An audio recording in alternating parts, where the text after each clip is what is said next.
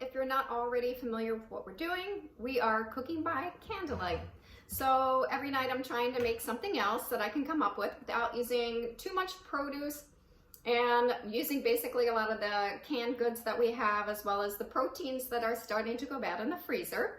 So I'm in Fort Myers, Florida, and we have lost our electricity now for a total of 3 full days. We did get our water back on yesterday, which was a blessing. More importantly, I talked to all of my staff and they're all doing well. They are safe and their families are safe as well. So that was the good news. The bad news is that I have heard through the grapevine it could be a month before we get electric back. So there might be quite a few cooking videos coming at you. Tonight I'm having some friends over, one that makes her own Sanibel sea salt. Her company was called A Dash of Sanibel.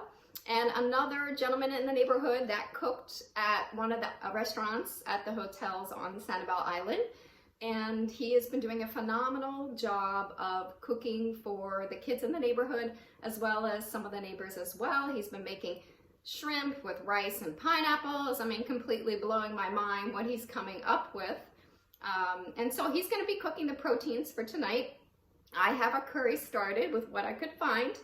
So we have a little bit of spices, as you all probably know. If you know a chef or you are a chef, we have an unlimited amount of spices in our cabinet at all times. So we have coriander, we have curry, we have Chinese spice, we have chili powder, we have a dash of Sanibel, black pepper. I also put in a little bit of fresh lemon juice that Suzanne brought me, as well as some tomatoes out of a can, unfortunately. And I have some tomato paste to finish it off with. She also brought me some beautiful squash, so I have some squash as well, which is exciting. Produce is very exciting when you don't have electricity, because obviously you can't really put it anywhere. I also have some avocados, so I'll be making something maybe later on in the week with that. And some fresh lemons, so we did add that to the stock pot as well as some baby potatoes. I feel like onions and potatoes seem to last the longest. Beautiful spices, a lot of great things going on in this pot. I'm super excited to pair it with Italian sausage, because that's all we had in our freezer. So I had 2 packages that my neighbor I was telling you about is grilling them right now on his propane grill. So, I mean, really, a lot of people have been asking me about Sanibel Fresh, and that's not a huge concern of mine right now, for the single fact that it's a business and it's a building.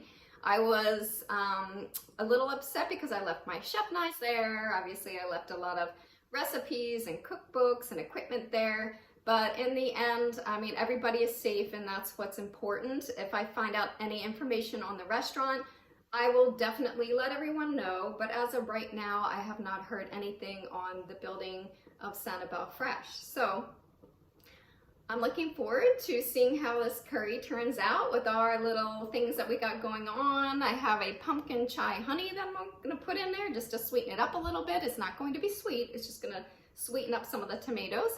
I also have this cilantro lime rice and some tomato paste to thicken it up a little bit. And so we'll see, and I'll be right back and let you know how it all comes together, along with my friend Suzanne and our friendly neighbor.